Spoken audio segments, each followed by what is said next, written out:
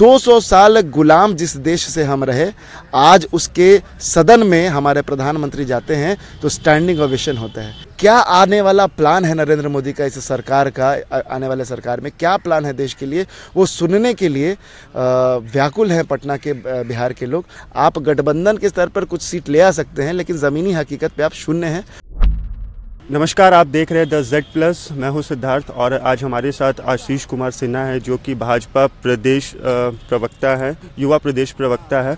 इनसे हम बात करेंगे 3 मार्च को जो नरेंद्र मोदी को पटना के गांधी मैदान में जो रैली होने वाली है उसके लेकर के तैयारियां क्या क्या चल रही हैं और किस चरम पे, किस स्टेज पे ये तैयारियां पहुँच चुकी हैं। देखिए, युद्ध स्तर पर भारतीय जनता पार्टी के कार्यकर्ता, भारतीय जनता पार्टी से संबंधित रखने वाले लोग और जो विभिन्न भारतीय जनता पार्टी के आनुषंगिक संगठन हैं, जो कहीं ना कहीं नरेंद्र मोदी को फिर से प्रधानमंत्री बनाना चाहते हैं, वैसे सारे लोग युद्ध स्तर पर, धरातल पर पूरे बिहार में 3 मार्च की रैली को सफल बनाने के लिए प्रयास कर रहे हैं। पिछले बार भी जब हुंकार रैली थी, उस समय मैं पटना विश्वविद्यालय छात्र संघ का अध्यक्ष था। मुझे पटना का प्रभारी बनाया गया था युवाओं के लिए, तो एक बड़ी संख्या में युवा उस बार भी आए थे। इस बार भी मैं प्रभारी हूँ युवाओं का पटना का, तो एक मुझे ये आभास है। अभी मैं पटना विश्वविद्यालय परिसर से लेकर अशोक राजपथ पर जनसंपर्क, छात्र संपर्क कर रहा था, तो एक जैसा माहौल है कि स्वतः लोग चाह रहे हैं कि नरेंद्र मोदी को सुनने के लिए आए। प्रदेश के, देश के जो नेता उस दिन रहेंगे उनको सुनने के लिए आए।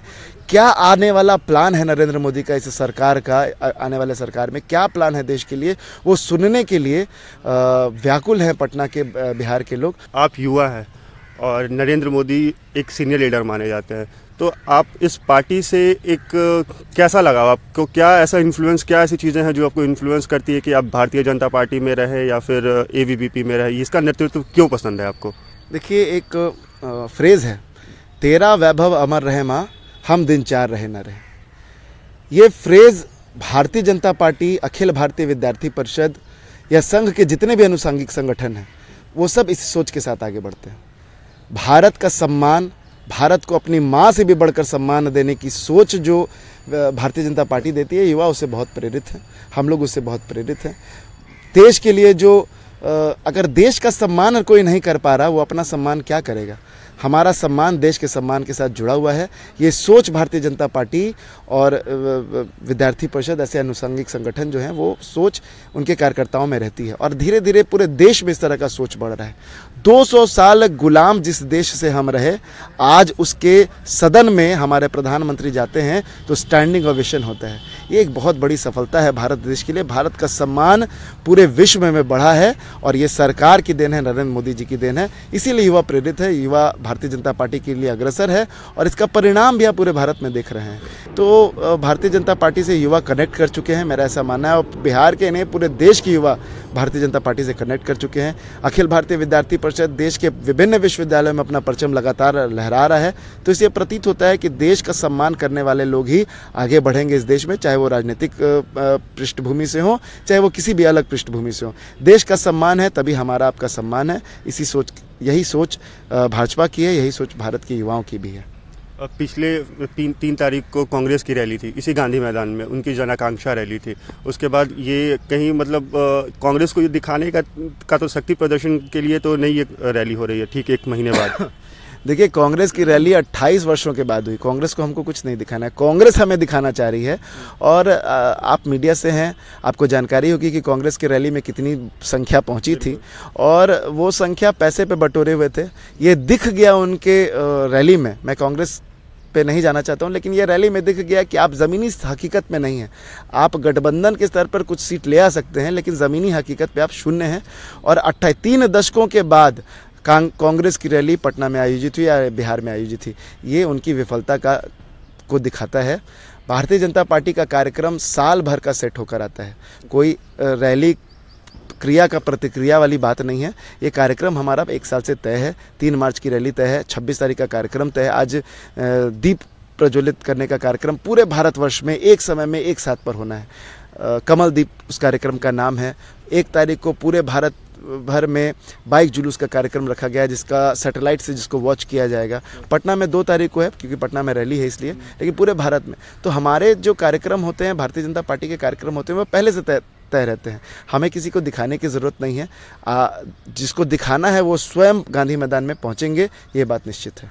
अभी पूरे देश में बस एक लहर गूंज रही है और एक जो कोट है वो बहुत फेमस है, हाउस द जोश। और ये पाकिस्तान में जो पीओके में जो भारतीय सेना ने जो बम गिराए हैं, गोले गिराए हैं, तो इसके बारे में आपका क्या रिएक्शन है? आप भी युवा हैं।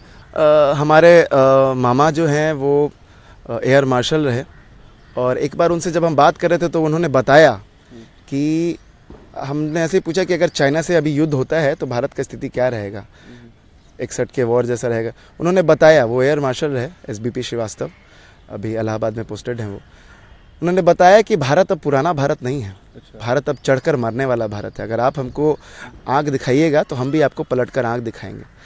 चाइना हो, पाकिस्तान हो, आज एयर स्ट्राइक हुआ। सबसे पहले तो पूरे भारत देशवासियों को, युवाओं को इसके लिए बहुत बहुत बधाई, और भारतीय वायुसेना को इसके लिए बहुत बधाई कि जो कहीं ना कहीं एक मन में खटास थी, वो खटास को आज कम करने का काम भारतीय वायुसेना ने किया है। जो एयर स्ट्राइक सुबह 3:30 बजे हुआ है वो ऐतिहासिक दिन है आज भारत के लिए। और मुझे तो लगता है कि अभी हम लोग सिर्फ पीओके तक पहुँचे हैं, जल्द ही हम लोग पाकिस्तान पर भी पहुँचेंगे, क्योंकि इस तरह के कि जो देश है, जो अपना कंट्री उनका फ्लॉप है और दूसरे कंट्री पर जिनका नज़र है, वैसे देश कभी भी आगे नहीं बढ़ सकते हैं। और इनका जवाब सिर्फ और सिर्फ यही हो सकता है, और ये जवाब भारत सरकार माननीय नरेंद्र मोदी देने के लिए तैयार है। भारत की सेना तैयार है, भारत की वायुसेना तैयार है। और ये दिख रहा है, मुझे जो जानकारी उपलब्ध है, शायद 1000 टन का गोला एयर स्ट्राइक किया गया है। तो ये कहीं ना कहीं दिखाया जा रहा है कि अब आप बच के रहिए, इस तरह की हरकत अब बर्दाश्त नहीं होगी। आप कहीं से भी संपर्क करिए, लेकिन भारत अब चढ़ के मारने वाला है, ये बात स्पष्ट है। तो जैसा कि आपने सुना कि ये युवा है, और ये भी जो भारतीय सेना ने जो आज काम किया है वो इससे पूरे देश के साथ साथ ये भी काफ़ी उत्साहित है। और ये कह रहा है कि वो ये भी उस चीज़ में सपोर्ट करते हैं कि अगर आप भारत के ऊपर आंख उठा करके देखेंगे तो भारत भी अब पीछे रहने वाला नहीं है। इस तरह के अभी चुनाव से लेकर के और जो अपडेट्स हमने आपको दिए, इस तरह के और भी वीडियोस को देखने के लिए आप हमारे चैनल द Z+ के साथ बने रहें। और अगर आप ये वीडियो फेसबुक पर देख रहे हैं तो हमारे पेज को लाइक करें और फॉलो करें।